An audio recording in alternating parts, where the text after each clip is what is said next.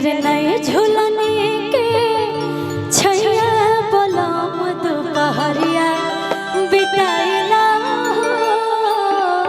एक बार है बच्ची खाती जोरदार ताली बजा दे। अभिनय में बहुत सुंदर गायकी और सुंदर व्यवहार तनी होनियो गइल करी हो कि अरे नए झूलने के छैया बोला दोपहरिया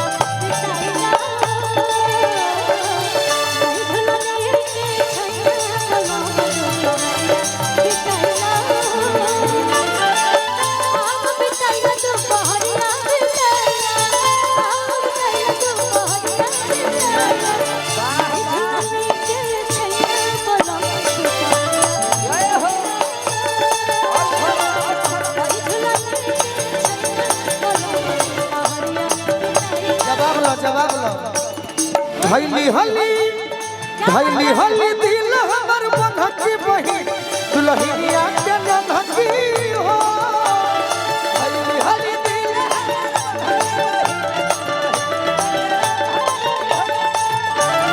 तकनी तो मार गली को नखी बही दुल्हनिया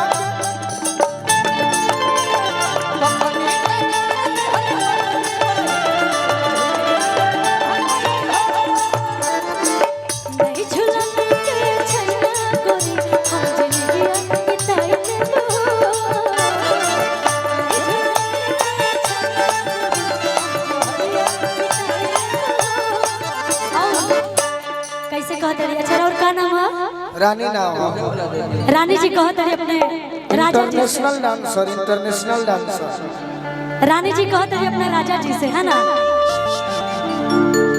अच्छा ये राजा जी है। अच्छा ठीक बा। रानी जी कहते हैं राजा जी से कि 4 महीना गरम के दिनमा हो जाए पसीना।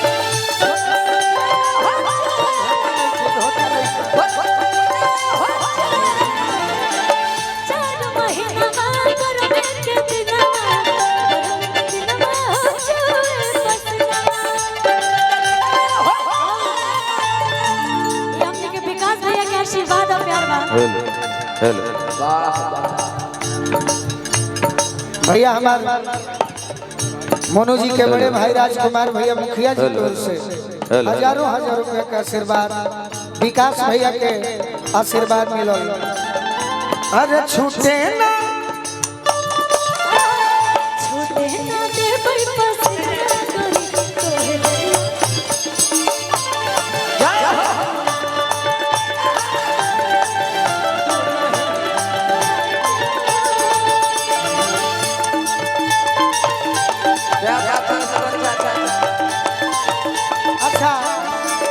जे हाथ में मोबाइल खेल तनी दोनों अपन हाथ उठा भैया सब तो एक लाइन गाओ तनी सब भाई ताली बजा दे।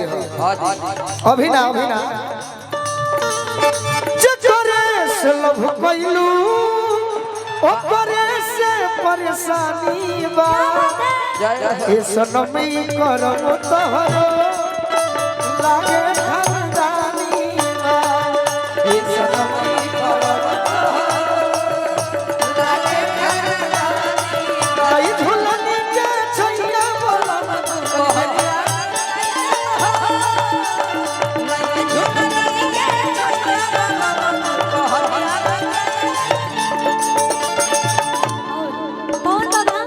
मोनू भैया के भाई अनुपमा सिंह मुखिया जी के बार प्रणाम करब, आशीर्वाद के प्रतीक्षा।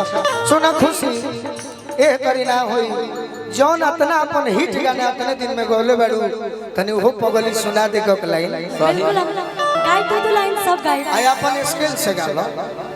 हां अपन रीड ले लो। एफ शार्प लगा दे मन से। आदेश बाटे आपके हम जरूर पूरा करब। और दो लाइन हम गाँव चक्का के हमने के बीच बहुत ही अच्छा कलाकार में बेला सराय बनी हट